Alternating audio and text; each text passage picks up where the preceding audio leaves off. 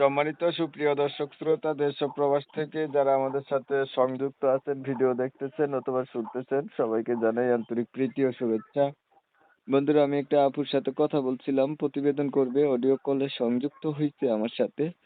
কয়েকদিন আগে থেকে আসলে উনি যোগাযোগ করছিল, বাট কেন আসলো প্রতিবেদনে বিস্তারিত ভিডিও জুড়ে থাকবে, আপনারা অবশ্যই ভিডিওটা কন্টিনিউ করলে বুঝতে পারবেন। আসসালামু আলাইকুম। ওয়ালাইকুম সালাম। আসসালামু আলাইকুম ভাইয়া। ওয়ালাইকুম আসসালাম। ভালো আছেন আপু? আছি আলহামদুলিল্লাহ। আপনি ভালো আছেন? এই তো আলহামদুলিল্লাহ ভালো আছি। খুব ভালো আছেন, ভালো থাকবেন, ভালো থাকাই কামনা করছি। তবে শুনতে চাচ্ছি আপনি প্রতিবেদনে কেন আসছেন? আসলে প্রতিবেদনে কেন আসছি, সবকিছু আল্লাহর ইচ্ছা। আর ভালো আছি এটা বলাটা, খারাপ থাকি আর ভালো থাকি সবসময় আল্লাহর শুকরিয়াটা আদায় করাটাই ভালো। তবে আছি অনেক প্রবলেমে, অনেক ঝামেলার মধ্যে আছি।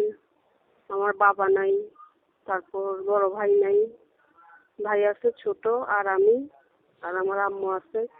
অভাবের সংসার, অনেক কষ্ট করতেছি, যার কারণে প্রতিবেদনে আসলাম।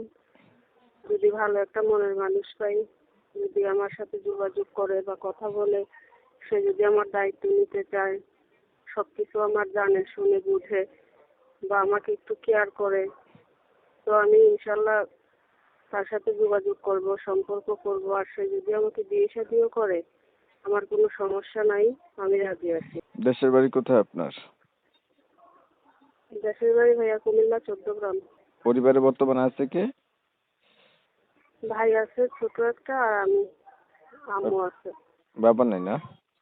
বাবা নাই ভাইয়া, বাবা নাই দেখেই তো আজকে এই সমস্যা। বাবা থাকলে তো আর এই পথে আসতে হতো না। বয়স কত আপনার? বয়স হবে তো ভাইয়া 15-16 এমন হবে। বিয়ে হয়েছে আপনার? না ভাইয়া, আগে পরে কখনো বিয়ে শাদী হয় নাই। প্রতিবেদন করছিলেন আগে আর?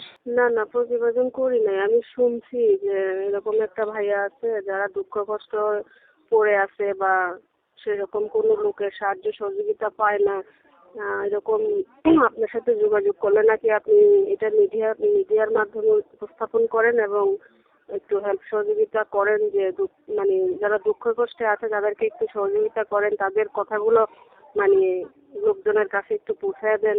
এই কারণেই আপনার এখানে মানে ফোন দেওয়া বা আপনার সাথে যোগাযোগ করাটা বুঝছি। আচ্ছা, বুঝতে পারছি।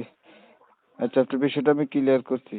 প্রিয় দর্শক শ্রোতা, শুনছিলেন এই আপুটা হচ্ছে ভালো একটা অবস্থান চাচ্ছে, বুঝছেন? ওনার হচ্ছে পরিবারের দেখভাল করার মতো তেমন কেউ নেই, ওনার বাবা নাই। 17-18 বছর বয়স হবে। তো উনি শুনছে মিডিয়াতে আসলে নাকি এমনটা হয়, কেউ পাশে দাঁড়ায়, এর জন্য উনি আসছে।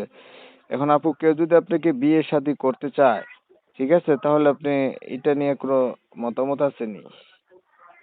না ভাইয়া, আমার কোনো সমস্যা নেই। যদি বিয়ে শাদী করতে চায়, সে যেমনই হোক না কেন, চেহারা দিয়ে কখনো কোনো কিছু যাচাই বাছাই করা যায় না।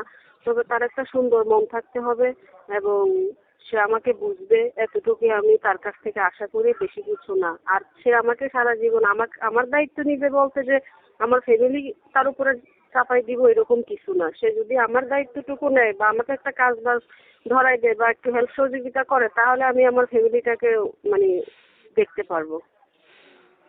আচ্ছা, ঠিক আছে। আর কেউ যদি ফোন দেয়, যদি ফোনে আমাকে না পায়, এটা তো যেহেতু এখন নাম্বারটা নেটে দিয়ে দিব, একের পর এক ফোন আসবেই। যদি আমাকে ফোনে না পায়, আমি কথা না বললেও হয়তো ব্যস্ত পাবেই, এটাই স্বাভাবিক। যদি কথা ফোন না রিসিভ করতে পারি, তাহলে আমাকে একটা মেসেজ দিয়ে রাখবে, আমি ইনশাআল্লাহ ওনাকে আমি রিপ্লাই করব। পড়াশোনা আছে তো, জানা না?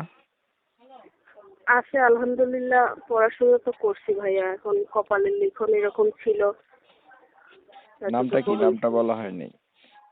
আমার নাম মোসাম্মদ সুমাইয়া আক্তার। ঠিক আছে সুমাইয়া, আপনি ভালো থাকবেন। দর্শক শ্রোতা, সুমাইয়ের কথাগুলো তুলে ধরার চেষ্টা করছি, শুনছেন, শুনে যাদের কাছে ভালো লাগছে কথা বলবেন। ভিডিওটা যদি ভালো লাগে একটু বেশি করে শেয়ার টেয়ার দিয়ে দিয়েন, ইমো মেসেঞ্জারে ছড়াই দিয়েন। অসহায় মানুষের পাশে দাঁড়ানো সওয়াবের কাজ। অনেক সময় নিয়ে আমার পাশে থাইকা আমার চ্যানেলের ভিডিও দেখছেন, এমএসকে টিভির পক্ষ থেকে সবাইকে